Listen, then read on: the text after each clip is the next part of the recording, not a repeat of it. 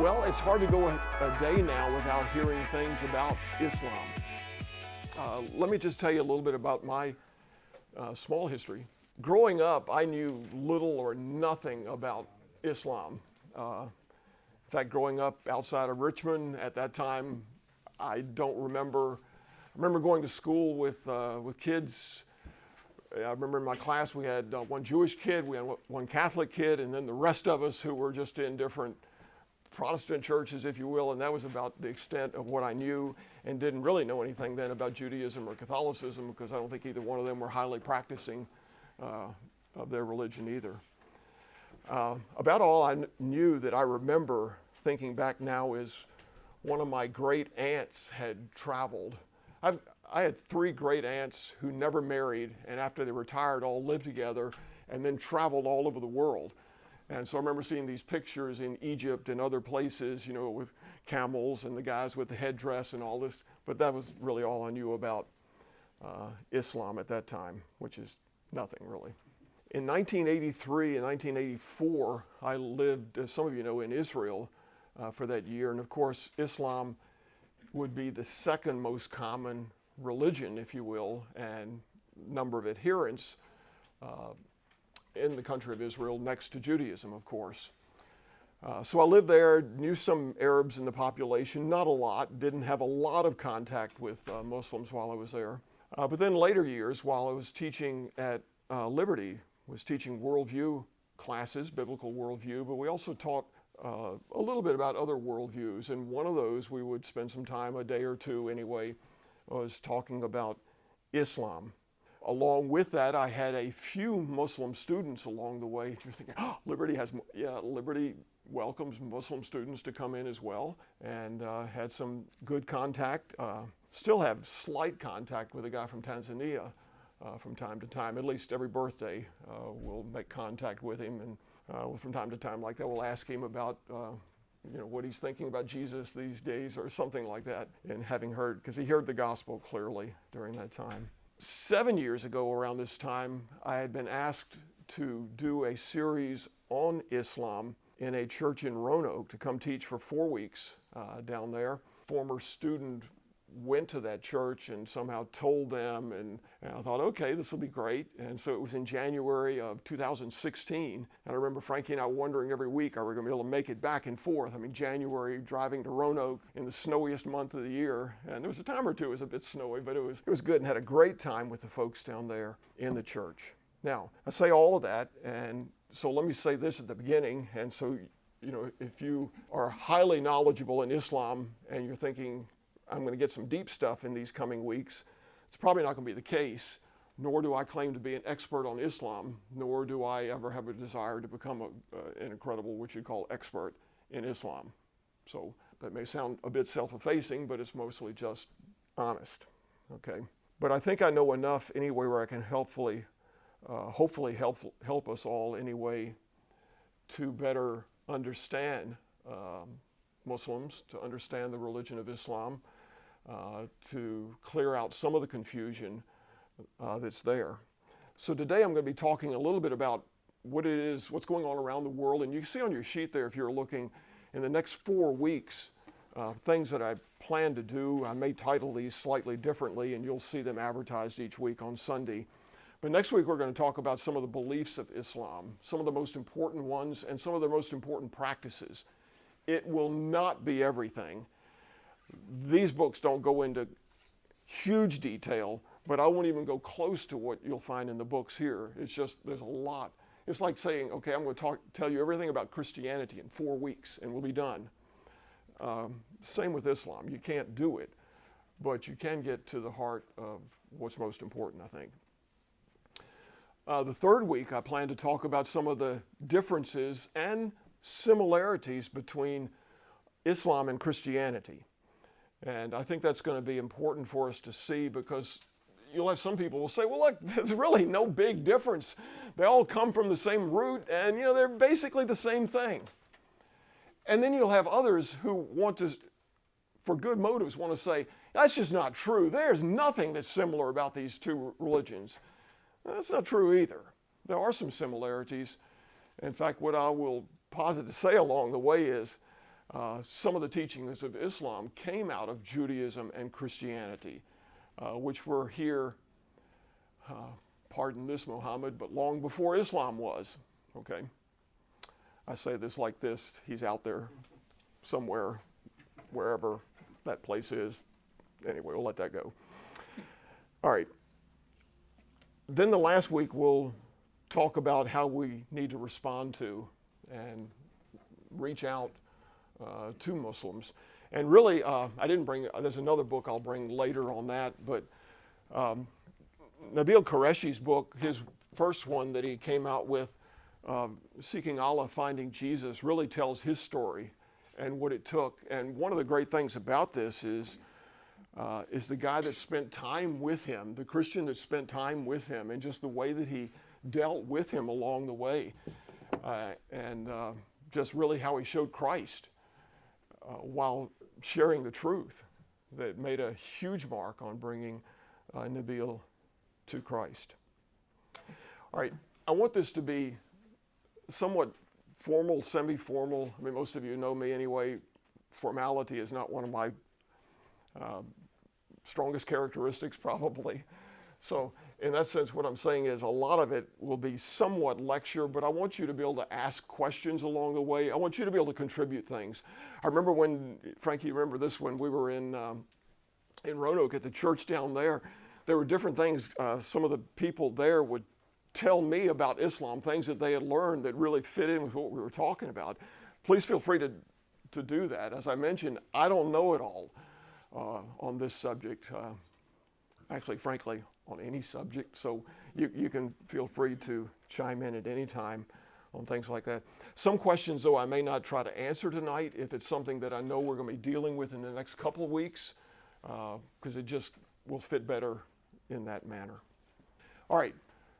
When I say the word Islam or say the word Muslim, what comes to your mind? Radicalism, Ishmael, ISIS, Jihad, Muhammad, minarets. Yeah. I remember that it got where it's sort of like, I was telling Tim a different story today, but when I was growing up on the farm over here, you could hear across from our hill to where the train tracks were. And I remember when we first moved in, I was hearing train, every time I came by, I could hear it. And after living there a few months, I never heard it again. It's just like, it was just part of life. It was kind of how the minarets were when I first lived in Jerusalem. I heard those things all the time at first when they were the calls for prayer that they would do from the minarets. And after a while, I just didn't hear it anymore. Women and what the role of women and where they put women in Muslim society. You could tell us a little bit about that, Valerie, probably. And please, Valerie, especially anytime, feel free to chip in, especially because you really had a lot of background with this. You lived in this much more than I have. Was there another one over here? I thought I heard somebody on this side. Good. We're going to talk about a lot of these things in these today and in the days to come. Did you think much about Islam before September 11th, 2001? Was it a big subject for anybody in here before then? Probably not a lot, but some. Well, yeah, Frankie was over there. Of course, it was there, but Michael? Islam has become more prominent in world news, obviously because of Iraq, Iran, Syria, Afghanistan, Yemen, and other countries. I mean, you hear about these pretty much every day if you listen to the news anyway, you're going to hear about these countries. Do you know that even China has a large population of Muslims? You don't necessarily hear it that way, but you'll hear about, from time to time, this group called the Uyghurs in China, who are Muslims, who are greatly persecuted in China. China doesn't really put up with anything or anyone that has a different view than the Communist Chinese Party. Christianity, Islam, whatever, it doesn't matter. But you hear about that from time to time as well. We think about what's going on now in Israel and Gaza, of course. Gaza, as you've probably heard in recent days, has somewhere around 2 million Muslims in it. The West Bank, which has not really gotten involved in this, but the West Bank is also another large area there, about 3 million Muslims in the West Bank. And you're thinking, boy, then Israel with the Jewish people, They're just surrounded. Well, there's also about 2 million Muslims in Israel that are Israeli citizens. You don't really hear that, do you, along the way? Because it's like, okay, you hear about, from time to time I may get off course slightly, and maybe it's just because it's a little bit too close to home after living over there. But you keep hearing this stuff that Jews just want to get rid of the Arabs and the Muslim people. There's a couple million of them that are living there as citizens, voting citizens, and even members in the Israeli parliament, the Knesset, who are Arabs, Muslim Arabs that are part of the government there. Not the dominant part by any means, of course, and Israel could never do that, but all the same. So it's a lot of, about 7, 8, 9 million Jews in Israel, about 2 million Muslims, about 3 million more in the West Bank, about 2 million more in Gaza. So it's about equal with the populations, pretty close if you put all of that together. We hear more about Islam even now. You hear about these pro-Palestinian marches that are going on. Frankly, it seems like to me a lot of the people who are marching in it just like to march. They don't really even know what they're talking about. They just like to get out and do this, and they're easily led. But there are people in this, and you do see people in this, Muslims who are leading in these things. Maybe it's a good time to even mention here, what is a Palestinian? Anybody know? It sounds like someone whose roots have always been in Palestine or Israel. It's not true. They're largely made up of Egyptians and Saudis. That's mostly what Palestinians are. They're Egyptian and or Saudi or a mix. There are others as well, but those are the main populations that make up a group of people called Palestinians. Also, when you think of Islam in the news, it was mentioned earlier, ISIS, radicalism, I think, was mentioned as well. You do have radical terrorist groups, Hamas, Al-Qaeda, ISIS, the Taliban, Hezbollah, Boko Haram, Islamic Jihad, and you can go on, probably with some other smaller groups besides them. Are they terrorists or are they just freedom lovers? Let me even throw out another word now, and this may come up a little bit later. You always need to, when you're talking with people, understand terms. And I can say one word, and I may mean something. David may say the same word and mean something totally different, using the same word. And so when we talk, I say this, and he's like, why did you say that? And he says, so he tells me what he means. This is what I meant. And we go, oh, okay, we're good on this. You will often hear in Islam, and even among groups like this, that what they want is peace. Right? You hear this around. They want peace. How do they define peace? Peace is defined by Islam rules. Islam is in control. You cannot have peace unless Islam is in control. There is no peace. And so they do, when they say, they're being honest. We want peace. And we think, they just want to get along. We define it differently. I'm not saying we need to change our definition. We just need to understand their definition when they're saying this. And again, I'm speaking in generalities. I'm not saying here that everyone who proclaims Islam or everyone who claims to be a Muslim is out to make sure that what they do, whatever they can possibly do to get rid of everybody that's not a Muslim. I'm not saying that. Because you've got some who are clearly more radical and others who are maybe not radical, in fact, even just nominal Muslims. Now, when push comes to shove, they'll jump back in to that. But, like even in the West, there are many who love the freedoms of this country. And they really don't want, we'll talk about later, they don't really want Sharia, Muslim law. If so, they'd go back and live where they came from, in that sense. They don't really want that. Yeah, and that's not fair to do. Just like we wouldn't want to be all tossed in one bucket. And it's not fair. We'll talk about a little bit tonight the major two groups of Muslims.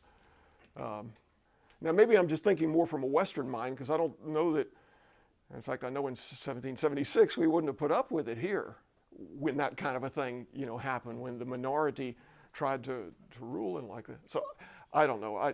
Some would say we are the true believers. In fact, these people with Hamas or Hezbollah or some of them would claim to be the true believers who are going to have a jihad that wipes out. But there are many others who say we just want to convert people. We want them to willingly come to Islam and see the peace that comes from the Prophet and his words and these things. So they wouldn't even agree. If you were to get a room full of ones that from a different perspective, they would have different ideas of what that true believer would be. But they're not agreeing necessarily on what it says. And as you read the Quran, what happened after that we'll talk about this more next week, but I'll just touch it this week then.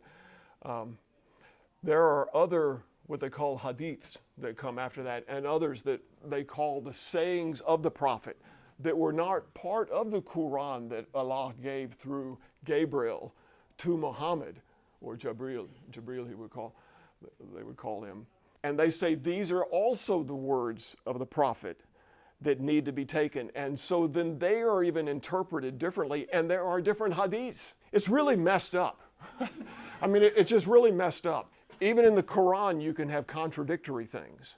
Part of the Quran came to Muhammad when he was in Mecca. That's where he was first to start with, and things were not going well there. And so he was really more for this peaceful kind of, more like we would talk about it, just a peaceful, more gentle kind of Islam. He got run out basically out of there and went to what we call Medina today. And there Islam took off.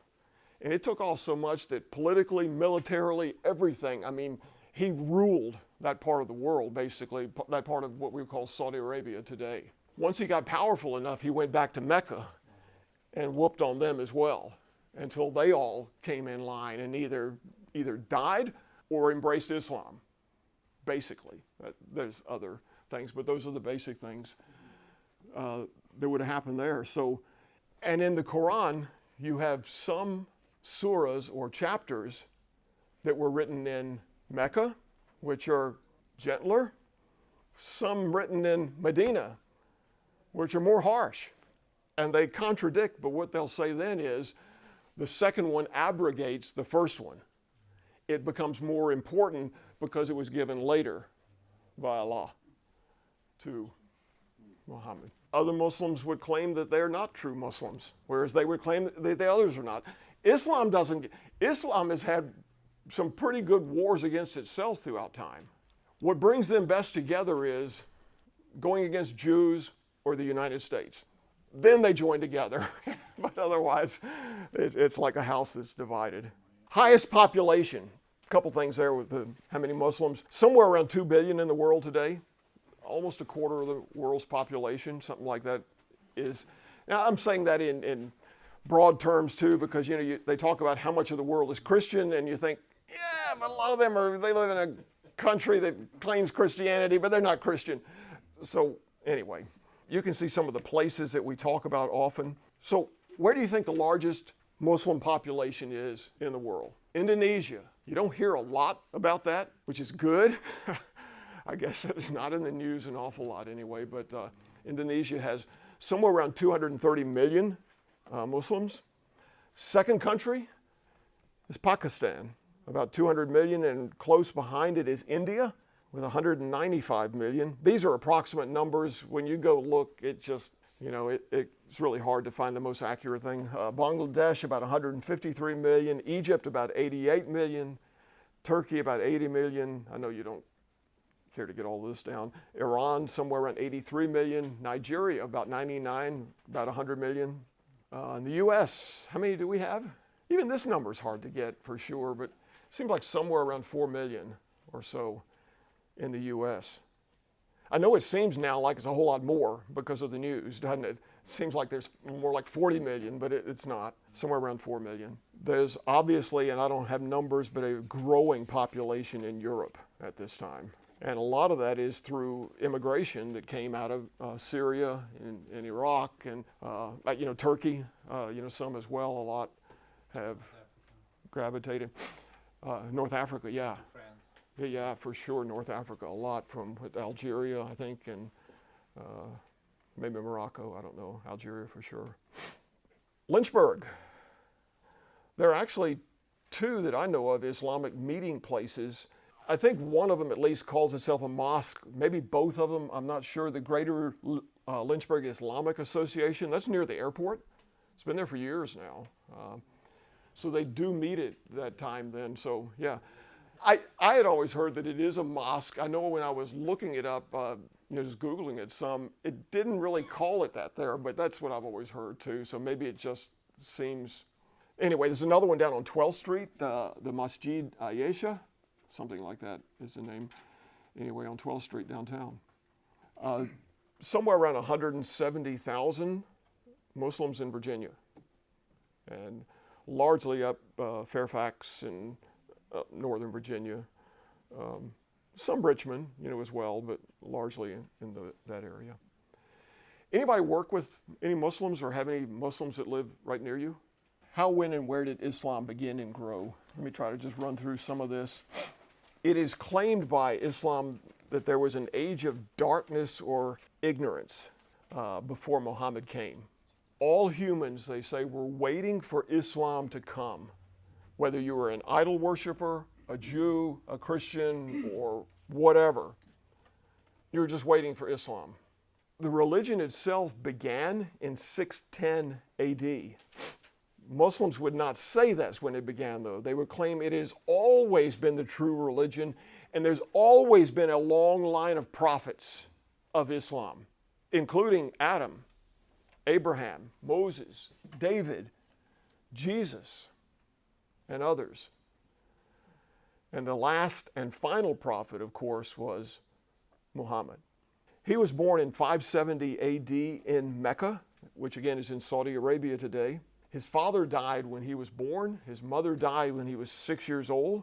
He was raised by an uncle, Abu Talib, his father's brother. He married when he was 25, a lady by the name of Khadijah. She was 40, actually. They had 7 children. His roots were polytheism and immorality. They were really common in that part of the world, at least at that time. They were tribal deities that were worshipped, many different gods, pagan worship with the immorality, all of the stuff that was going on like that. But the supreme God was named Allah. This was also during the Dark Ages in Europe, if you want to get a little, if you know European history a little bit more. This is during that time when things were a mess there as well. Muhammad was influenced by his pagan background. He was also influenced by Judaism. He was also influenced by Christianity. They were all there at that time in 610. In 610 AD, when he was 40 years old, he was meditating in a cave outside of Mecca, and that's when he said that he was visited by an angel named Jibril, or Gabriel. And he gave him revelations from Allah, and many revelations from there over the coming years. He had to have someone write them down for him. Muhammad himself was illiterate and not able to read or write, so he dictated these, he recited these and that's what Quran means just recitation. Muhammad then became the final prophet of Allah. Islam then began with conflict there in Mecca, and I mentioned that just a little bit ago. Muhammad's trying to have this influence, and just almost nobody's buying it right at first. His teachings, though, began to spread a little bit, and his followers and he himself were persecuted there in Mecca. And so in 622, he and his followers left for the city of Yathrib, which is now Medina today. So Islam, as I mentioned, quickly took over there. Some of this I'm just repeating now. Muhammad became the sole leader then of Western Arabia. He was a statesman, a military leader. He fought against pagans, Jews, Christians. It didn't matter. Whoever opposed him, he was strong enough at this point to have raised an army that could, if people didn't want to submit, that he could take care of militarily. Muhammad still wanted Mecca, though. It was an important city, and it was on an important trade route. There, and we'll talk about this more later, was the Kaaba. You've seen pictures of that black box, if you will, And during Ramadan, hey, you'll see all these just thousands of people in circles around it.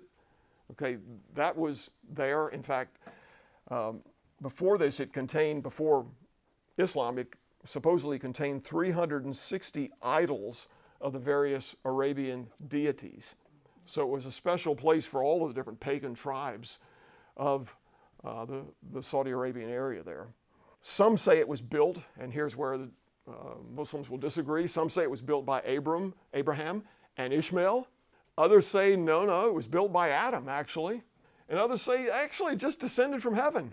It was also thought of as the place where Abraham sacrificed Ishmael, demonstrating his absolute submission to Allah. They also say it was originally white when it came down, but became black because of the sins of people. Battles were fought for a few years between Mecca and Medina, but eventually, as I've already mentioned, Muhammad and his people won this fight. In fact, they gave people three choices. You can accept Islam, you can fight with us and die, or you can pay a tax. You could kind of buy your way out of this if you wanted to. If you paid the tax to them, then they'd let you live and continue to live there, but obviously you would be pretty low on the totem pole. Muhammad finally won completely in 630 AD. Mecca surrendered, and many of the people there converted to Islam, and Muhammad united the whole Arabian Peninsula then at that point. Muhammad died in 632. Who would be his successor? Here's where Islam split immediately. There are a lot of different segments, but there are two main ones. You've heard of the Sunni Muslims?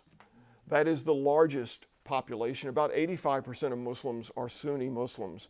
Sunni just means the way of the Prophet. They believed Muhammad's successor ought to be elected, and so his closest follower, I think really the one, maybe it was one of the first ones converted, the closest follower, Abu Bakr, became the leader.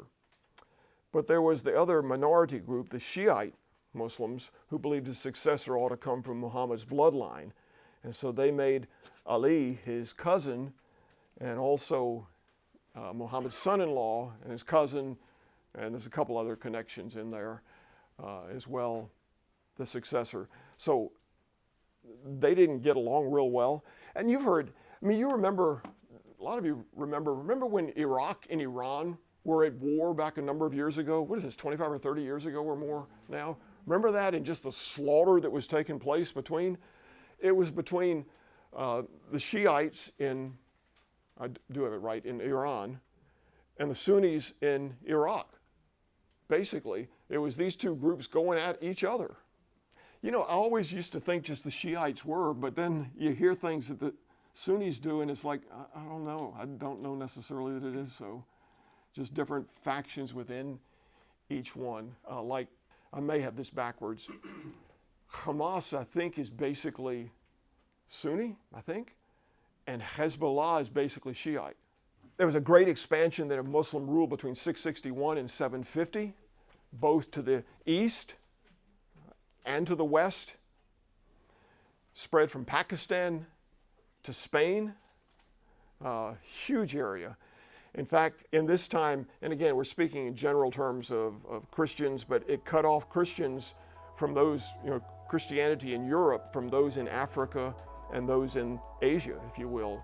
It just kind of cut them off in between. And so that also then led, among other things, to some of the Crusades, which went on from about 1100 to 1300 AD, wars between Christians and Muslims, centered around the land of Israel, but it wasn't just about the land of Israel.